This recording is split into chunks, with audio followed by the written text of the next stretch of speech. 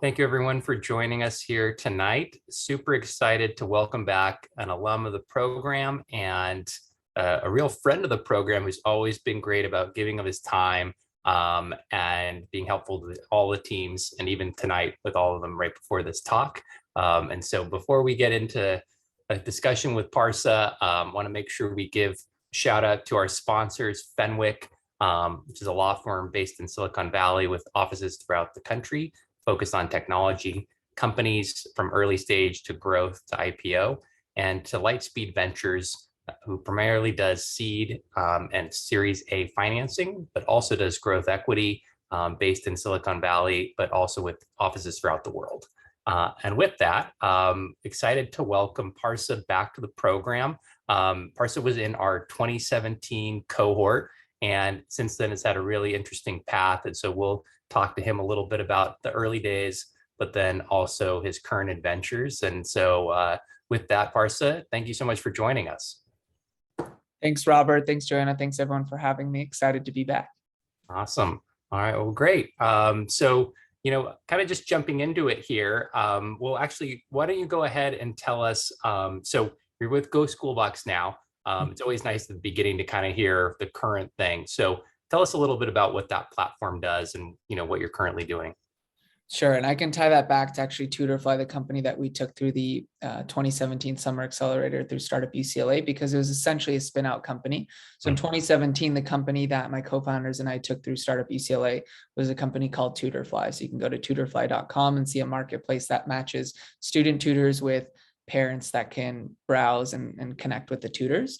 And when COVID hit, that's actually when GoSchoolBox was born, before we even really knew it was going to be so divergent, which is instead of just providing a software, tutors, and then academic content to individual parents, what we did was allow nonprofit tutoring companies and schools to actually access the platform, the tutorfly.com platform, with these sort of private accounts.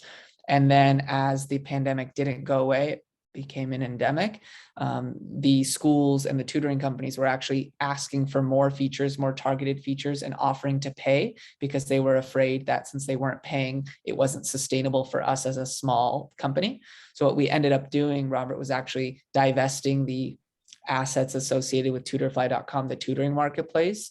And we sold that to a company based in Australia, Kit McGraw Education Centers. And we used those proceeds to fund GoSchoolBox. So we essentially renamed this spin-out company, which is a pure software as a service play. So it's like software with service.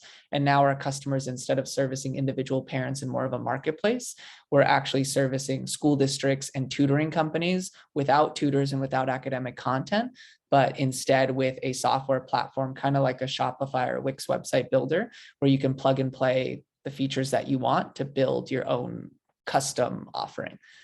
So in a nutshell, that's how we got from Tutorfly through Startup UCLA and how it led us to GoSchoolBox.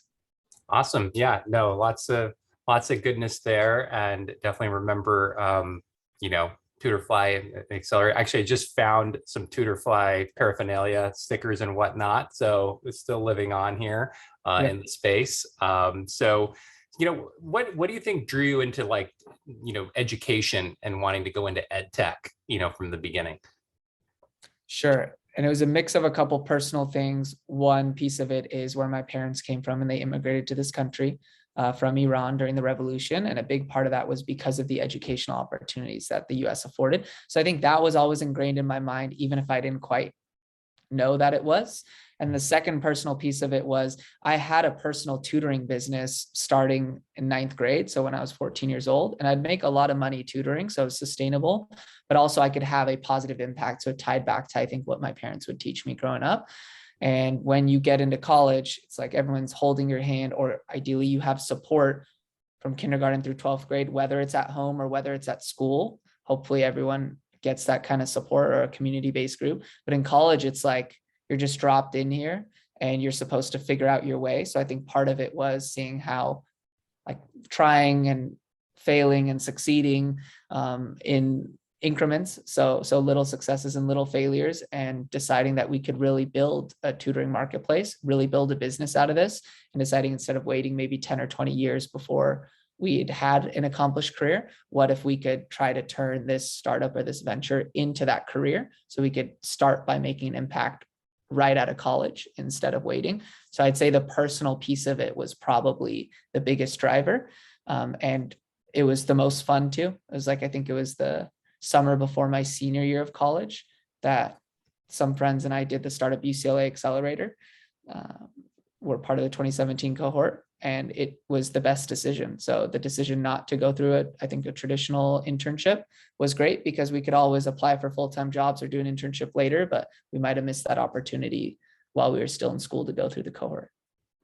Awesome. Yeah, no, I mean, and it's interesting when you kind of already like delved into it a little bit, and a lot of times when we have applications, if they have some kind of like MVP or something, then that really helps, and they've already shown some kind of commitment and whatnot. And you'd obviously shown it both from like personal perspective of doing it, but then also taking the steps to actually go after it and like build something around it. And so, what did you see as sort of like the biggest obstacles when you were getting it off the ground? Like, what did you feel like were the biggest headwinds? Because a lot of times we definitely see a lot of people who think about doing something in tutoring because of just being in a university environment.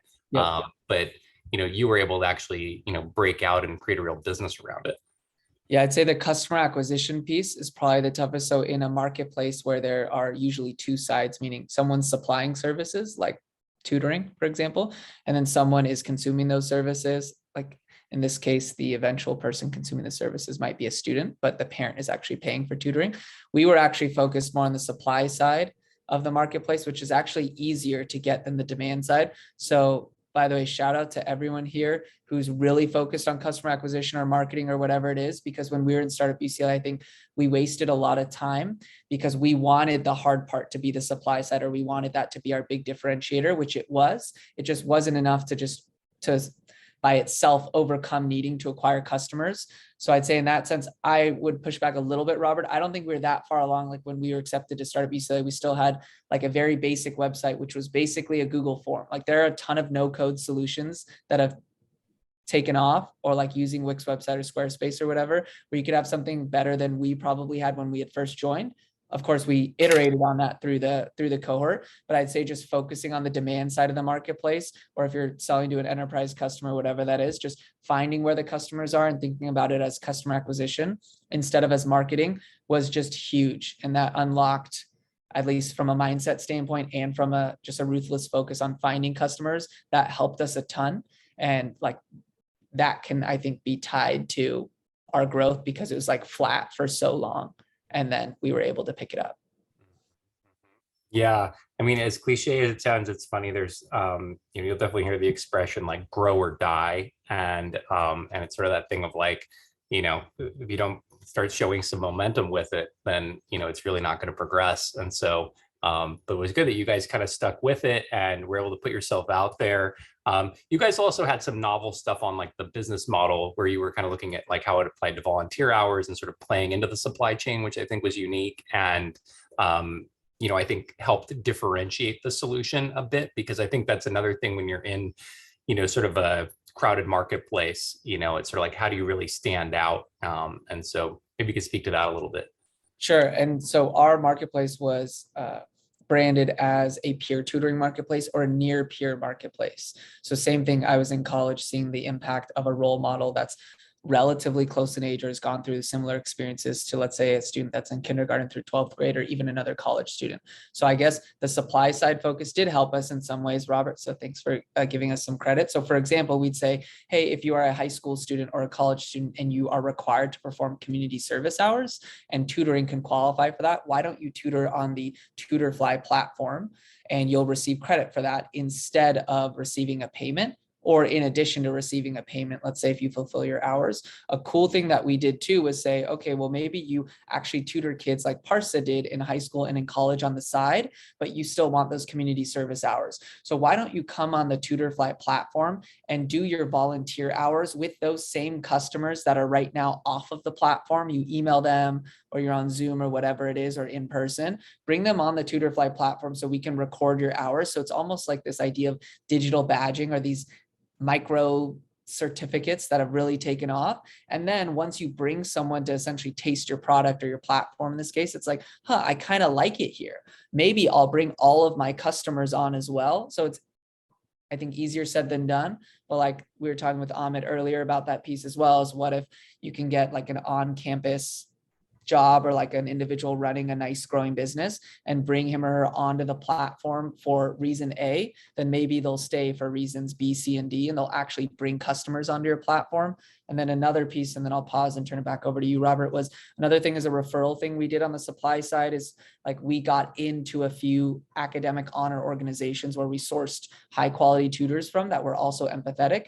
And we said, hey, why don't you go out and find 10 of your friends that are in honors, academic honor organizations at other schools across the state or the country. And if you find 10, we'll give you $100. And what happened was most of them would bring between 2 and 4 individuals. They wouldn't actually bring 10. So we never actually had to pay out. Oftentimes, like we would pay out because it's like, wow, you helped us break into like Stanford or Harvard or Princeton or these groups we didn't have reach, but we didn't actually have to. And everyone was happy to grow the network or the community because we made them feel special by empowering them to like bring their own customers on or give them a reason to, or to bring their friends on the platform. So if you can just get a few people that you really want, like your target supply side or demand side, then maybe they'll pull on others. Yeah, no, I think that's great. And I think those are wonderful suggestions, getting the partnerships going, like you're saying, the referrals, the community building, which, I think a lot of times we think of as being part of the end users, but I think you had it on the supply side of sort of like, how do you build community about the tutors themselves and kind of, making sure that they feel like they're part of something special, so I think that definitely makes a lot of sense.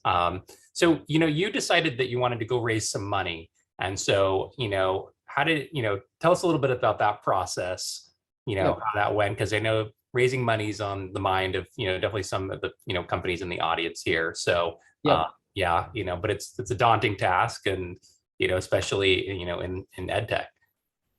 Sure. So, and sorry, the dogs are going to go a little crazy for a second, and I broke Okay. but in terms of the fundraising, yeah, I wish we had started early in terms of building relationships, because it might have been something that you taught me, Robert.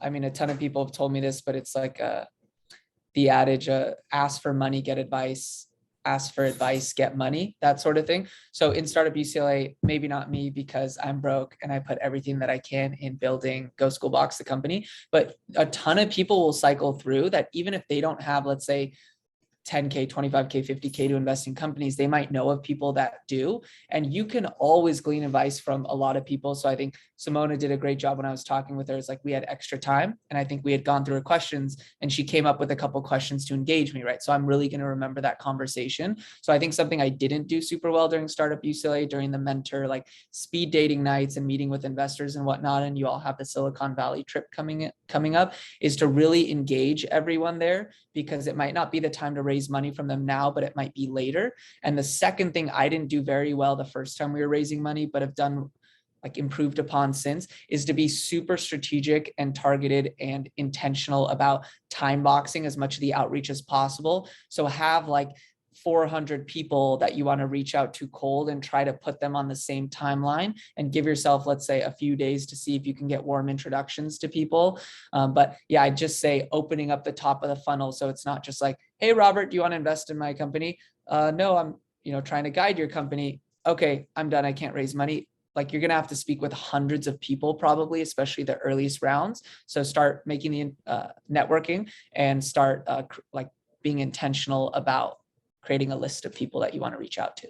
Yeah. No, I think that's definitely great advice. And one of those things, like you're saying, sometimes if the deal's been out there for a while, it's sort of like just, word spreads and people talk, and it's like, yeah, I talked to that company like 3 weeks ago or 2 months ago or whatever. And it's kind of like, whereas I think you want to have that feeling of momentum or scarcity to get people going. And so what did it feel like when you got your first commitment? So like, was it like somebody you knew really well? Was it, somebody who really liked the sector, something else? Like, It was huge. So it was this guy named Monty Blanco. He was actually a PhD student at UCLA.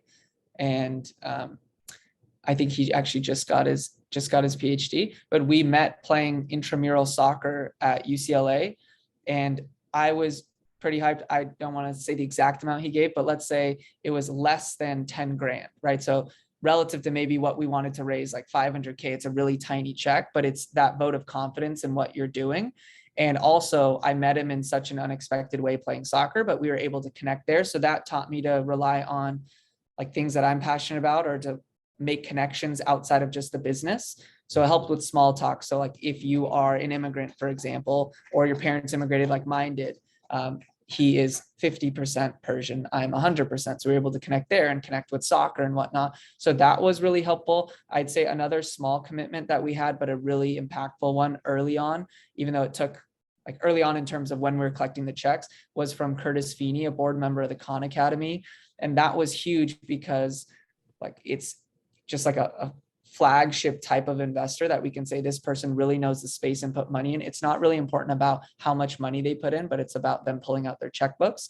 And I also would say a big one, and I'll turn it back over to you, Robert, was winning the Barry and Meredith Eggers Seed Fund Prize, which is $5 grand. And I think Barry and Meredith continue to do that. And Lightspeed, one of the sponsors, he's a founding partner at Lightspeed. And that was huge. Again, not necessarily because of the money, but because he opened up his network. It's like anytime I email Barry still, he'll reply in like 4 minutes. It's wild. Like it's pretty crazy. And so I just started accumulating more and more of those smaller, I'd say, checks and people. And to be clear, like Barry does a seed fund price, so doesn't invest in the Startup UCLA companies, but it helps to build the network. And then you'll land your 50K check or your 100K check if you're looking for bigger checks. So that was the process we took. To put in perspective, it took like 18 months to raise 500K at first, and it was really tiresome and really tough and long.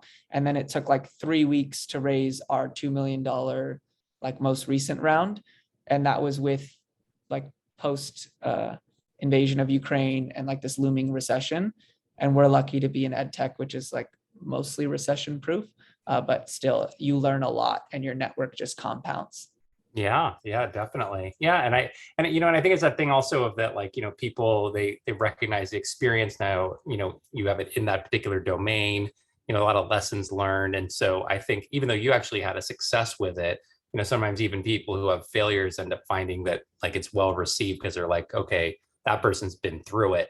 They're going to take all that learning and apply it in. And so, so that's great. But I mean, I do think it's refreshing to hear you talk about like, you need to reach out to tons of people, like you need to do a ton of work on it and you got to kind of grind, because I think sometimes people think like, I'm just going to reach out to like 5 firms and, I'm going to, and I'm just going to get this huge check and, or they think it's 20 people or something. And it's like, sometimes it's a ton of people. And I know you mentioned, or I think you mentioned to one of the teams Formative, and it's like they were a former team here that, on their seed round, like got all like, I want to say like 50K and under type checks for their round, of which was like $1 million or something at the very beginning. And it's like, that's a lot of people to close, and so, but that's sometimes what it takes. Sometimes you're not going to just get that huge, like, oh, here's that 750K lead, person driving it through, and you got to just go from there. So, okay, taking it to like the team side of things. So, how did you kind of about building the initial team? How did you go about sort of bringing others in? Was it something you relied on existing networks? Was it like you had to kind of find new skill sets because it was outside your network? Maybe take us through that a little bit. Yeah, for the team, I'd say it was focused on who I knew or who knew other people that could fill a specific skill gap. So I think it's really healthy to start with putting down on a piece of paper what you think you're really good at and what your co-founders are really good at and what you think you're not as good at. And ideally, you would really challenge yourself. Am I really not good at those pieces? And am I actually good at what I think I'm good at? And then once you whittle down your list, try to find co-founders that are complementary or other team members. They don't have to be co-founders or interns or whatnot. So for example, early on, I was working with Ryan, who I'm still good friends with. He was our co-founder and CTO that took us through the Startup UCLA cohort. He ended up deciding to go on to Google, and he's actually started a subsequent company after Google, where he's a product manager and software engineer before that. But it was really, really helpful because we're like, Ryan, this is what you're really good at. This is what Parsa is really good at. And we'll build a team around that, or we'll really push. And that helped that there wasn't so much overlap, as I was doing more business development stuff. He was doing more software development, because then we could complement each other and then overlap in things like product development or strategy or whatnot. That was really helpful. And then to like find these people, I'd say, again, if you can mix meeting people with some sort of other passion you have, that really helps to go through the tough times. It's like Ryan was part of that same intramural soccer team, for example. Ryan and I were part of the same extended friend group, if you will. So that really helped.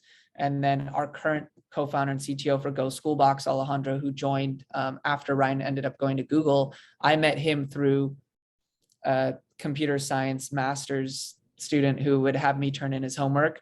And I would get him to show up to club volleyball practices because he's really good at volleyball, but said he didn't want to commute from San Diego every time. So it's like these weird, scrappy ways of connecting with people. And UCLA is so awesome that you have all these colleges on the campus, and honestly, different entrepreneurial programs too that you can tap into.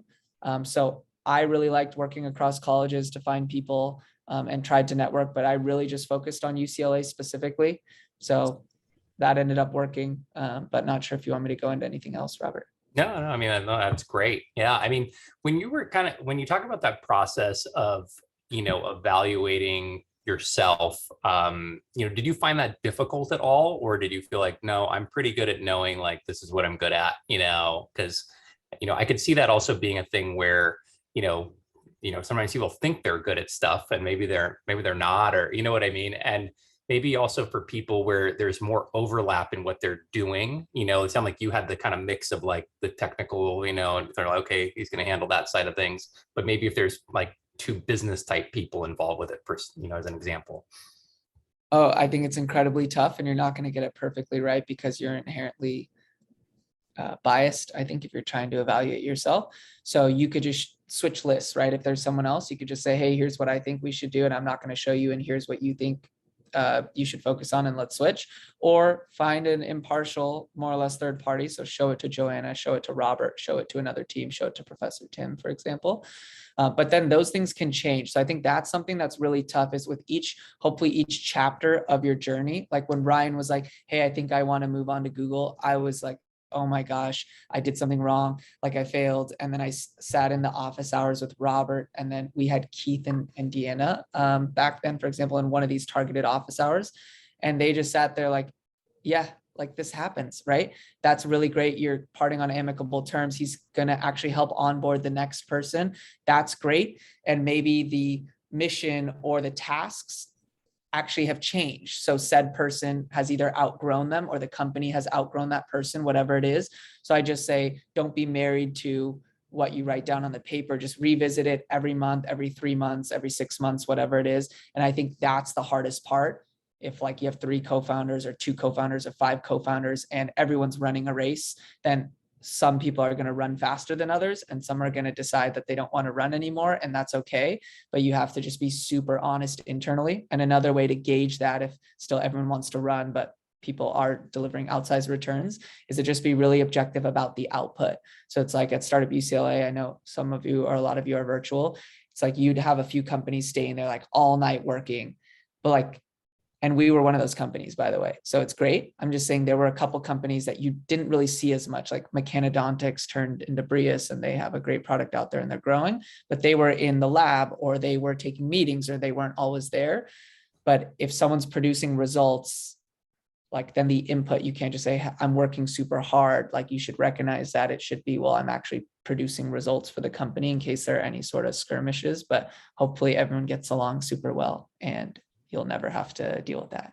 Yeah. I mean, I'd say that basically every cohort that we have, there's some kind of like founder fallout. Like it's like it always happens, and it's like it's so normal. I even know from like my own experiences that we had that in one of the companies, and it was like, oh my God, what do we do? And it was like these 2 guys were roommates. And it was like, okay, how are we going to settle it? There was no vesting agreement, which we talked about actually at the beginning of this year is like one of these things that I also advised another former Startup UCLA team who was dealing with that same issue. And, so it just happens, it's like almost automatic. And especially, when people are young, it's like, I'm thinking this, I got an offer at Google, I got an offer at XYZ, I got to go pursue that. So it's so common, but I know in the moment, everyone's like freaked out and it's like, now we're just like, it's okay, it's all good, it's going to work out. But talking about that actually made me think of something else that I also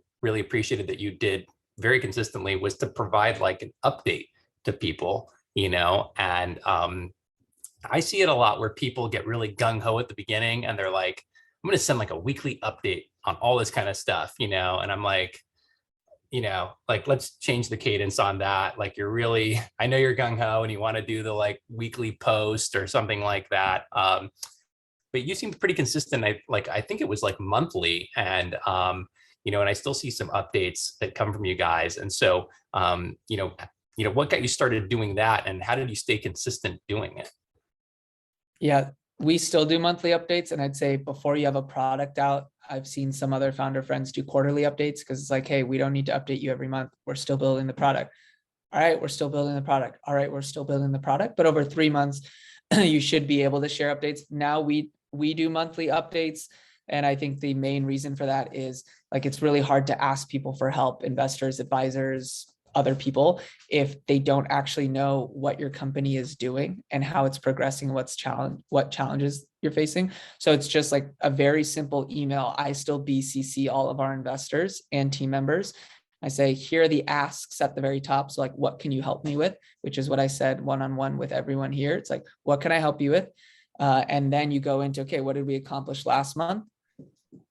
Ups and downs, and what are we focused on the next month? And then if there's anything else at the bottom that you want to add to personalize it, like I send an investor update now, and we're about 22 people full-time on our team and just about a few million in ARR in revenues. That's where our company's at right now. So even when it was 5 people, I would do an investor update monthly. And then my co-founder, one of my co-founders, Alejandro, our CTO, he would do a product update, but it was like a pseudo recruiting update. So for 2 years, he's been putting out like the fun update, and I do like the not as fun update. It's like, here are the numbers and here's our progress. But he does the one with team pictures and little GIFs or GIFs of our like new features that we pushed out and whatnot, and gives team members shout outs. It's like everyone working at big tech companies or not really knowing and doing soul searching of where they want to go. They're reading those updates.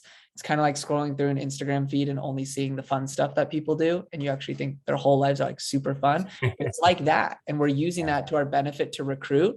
So the updates are huge. And then people will reach out. Investors will be like, whoa, are you going to raise your Series A or your seed round? Your update got me thinking about another friend. And that was like really big and motivating. People might not respond for months, but then you're staying top of mind for them, and they'll respond maybe when you have an ask that's really, really important. Like, I really need to hire a customer success person, or I lost a contract with someone who told me verbally that they would sign it.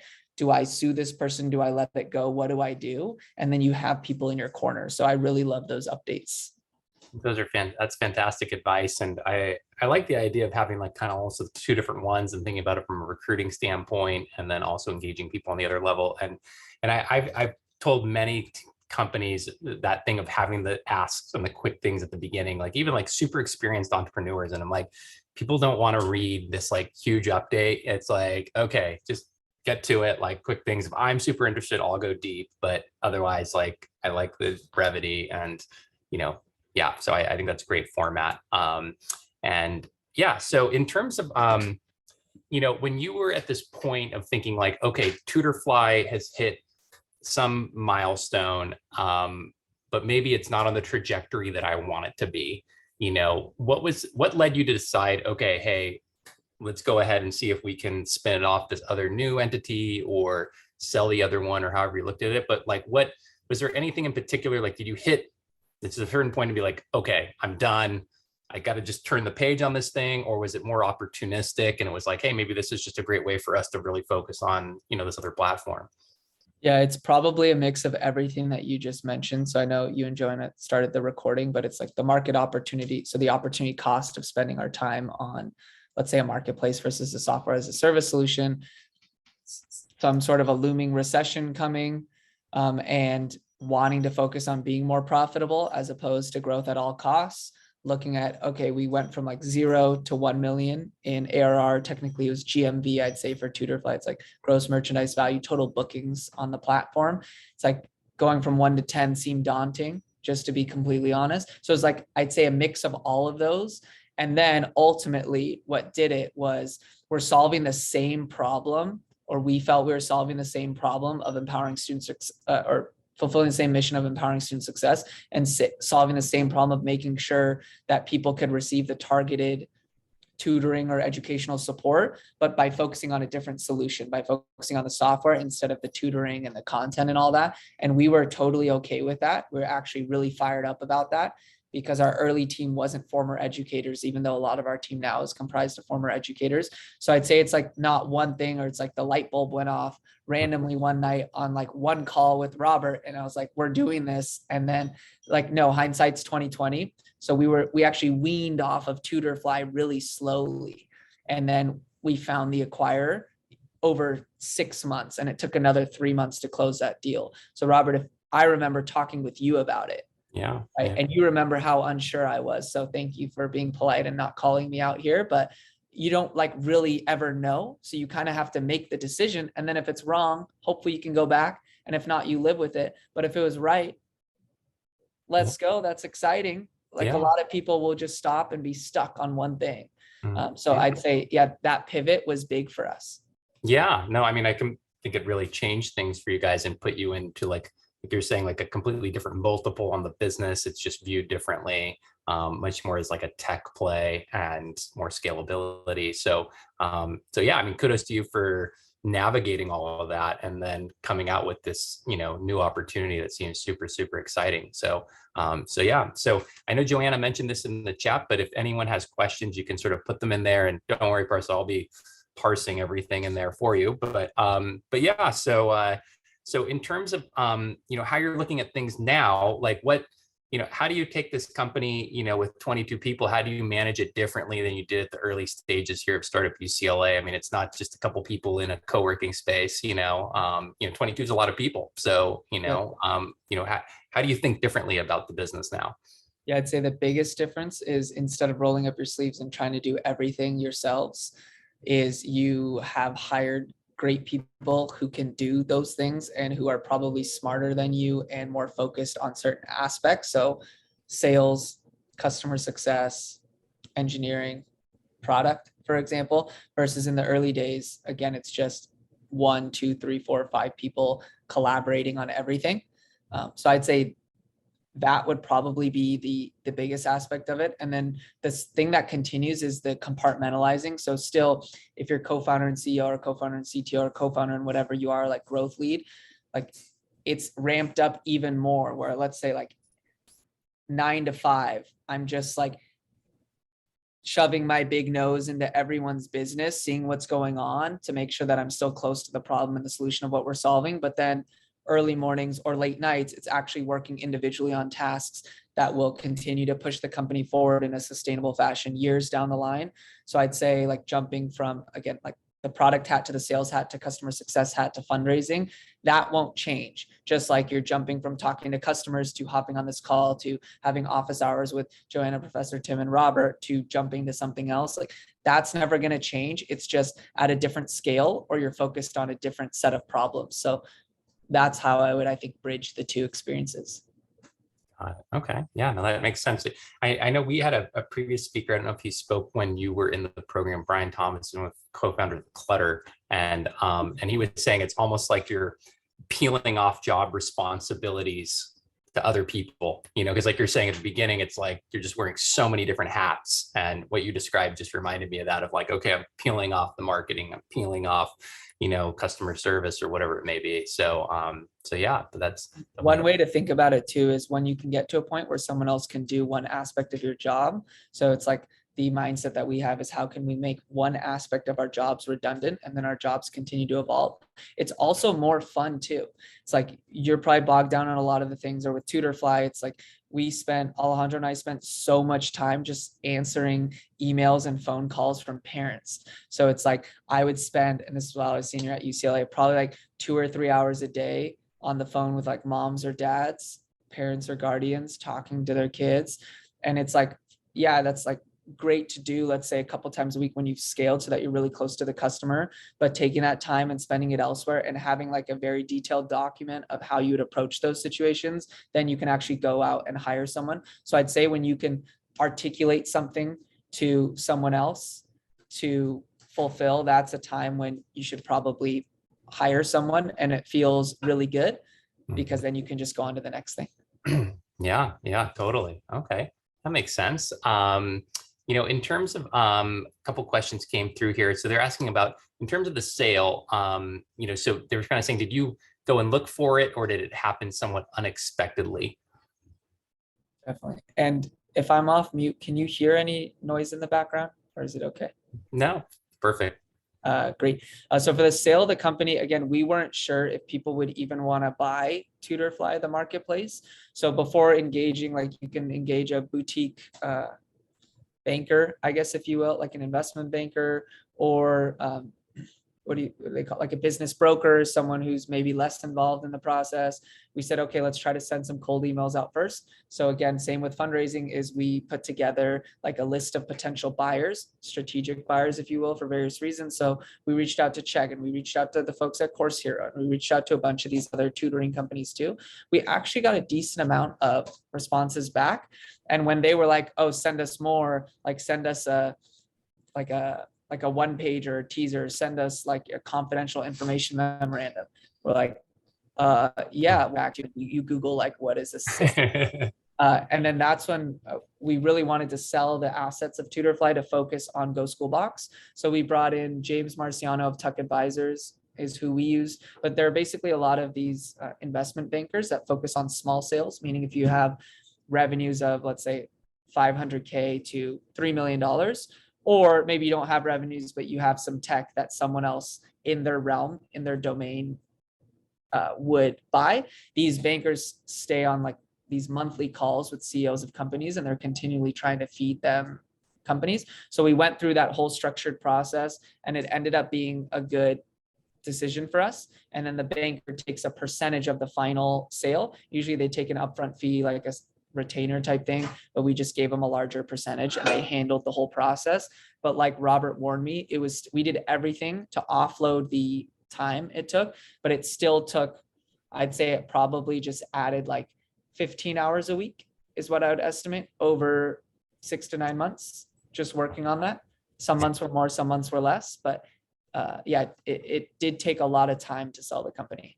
Yeah, no, it's definitely a lot of overhead. And like you said before, it's not like your regular day-to-day stuff goes away, because you're thinking like, whether I'm going to keep running this, or I need to make it look good for the sale, and so it's like you're kind of doing double duty on a lot of that, which, 9 months isn't like a shorter period of time. It's not like, oh, I'm going to tough it out for 3 weeks or something like that. So yeah, that definitely makes sense. There's also a question about going from like a marketplace, to sort of like a SaaS, approach. What did you learn in doing that? And, how did it, definitely going to impact your profitability, but maybe, just some learnings from that, because we have some teams that are looking at the marketplace approach right now. Sure. I think it helps a lot in terms of the customer acquisition piece, because I think that acquiring customers in a marketplace is really, really hard. And you have to do all these scrappy creative things. And so then when you go to the enterprise play, so marketplace, let's say being a bunch of individual, like smaller, like flies in terms of customers, like $10 here, $10 there, versus like these elephants in terms of enterprise SaaS customers, let's say, we're like 100 grand for a contract. You'll close a lot less, a lot fewer of the latter as opposed to the former, but you can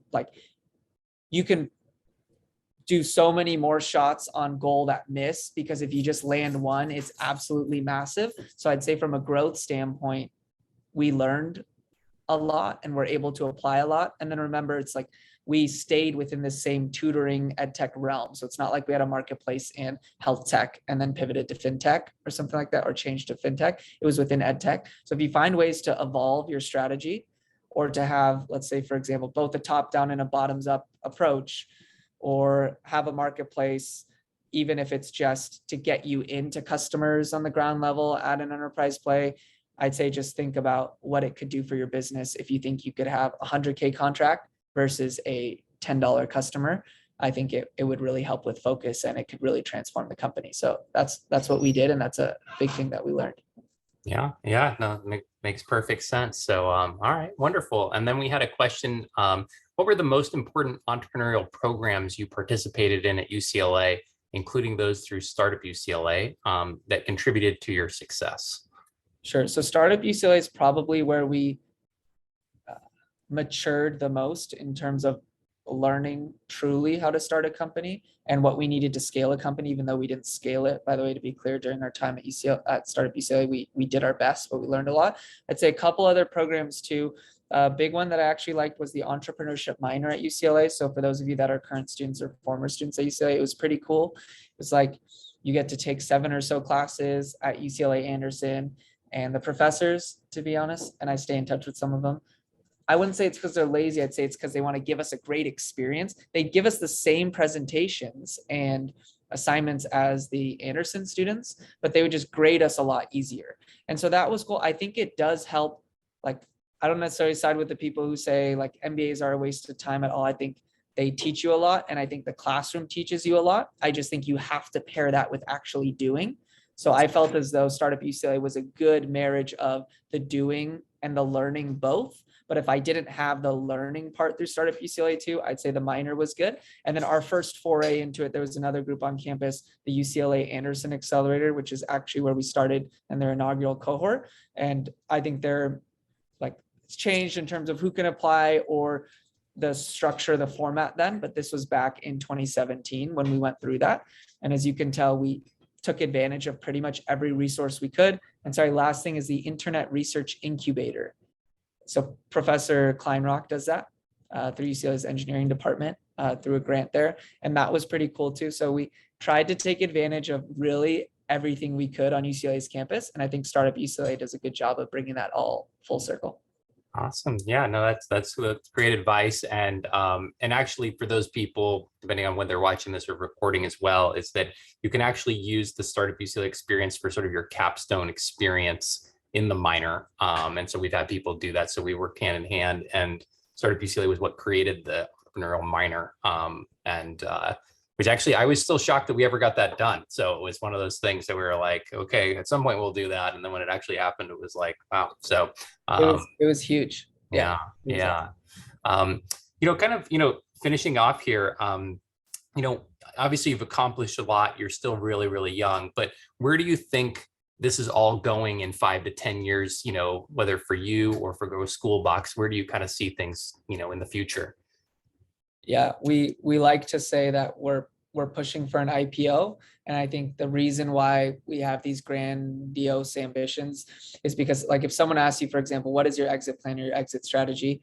I used to reply to that directly with like, oh, we want such and such company to acquire us. I think it's changed. And I would think of it as 3 goals that we've stack ranked, or objectives that keep us going.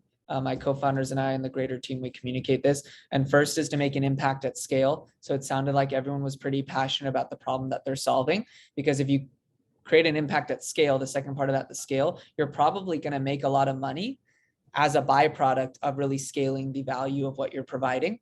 And then the second piece, the second goal is to be financially stable. So to put it another way, to make a truckload of money, because you're spending a lot of time and effort and you're trying to build something, this for-profit company that you hope will end up liquidating somehow, whether it's through an IPO and you can sell some of that, or through an acquisition. And then the third is to be intellectually stimulated every day. So a lot of our teammates were working at big tech companies. One of my co-founders, Alejandro, was on the Mint team at Intuit, and he loved it for a while. He just wanted to continue to live the exciting, challenging parts on the Mint team all day, every day. And he gets that with GoSchoolBox. So I think as long as those three things continue to hold, we'll be excited and we'll scale the company and whatnot. And so that's why we see it continuing. And we have a lot of tailwinds behind us. Like COVID was boon for the education industry, and there's a lot of positive change happening there. So we're really excited about what the future holds. And yeah. That's awesome. All right. Well, wonderful. Well, this has been a real pleasure, Parsa. Thank you so much for making time for Startup UCLA and meeting with our teams. And it's great to see, the growth and the trajectory that you're on right now. And so definitely exciting times ahead. So thank you very much. Awesome. Thanks everyone for having me. And I saw there are other questions, or Solomon put a question. I think Joanna's sharing my contact info, or maybe Robert is. So feel free to reach out and I'll do my best to reply via email. It's like a pretty crazy time right now with GoSchoolBox, but I'll do my best to reply to everyone and hop on calls if it's helpful. Awesome. All right. Wonderful. So great. Thank you so much. Have a good night, everybody. And all right. Take care.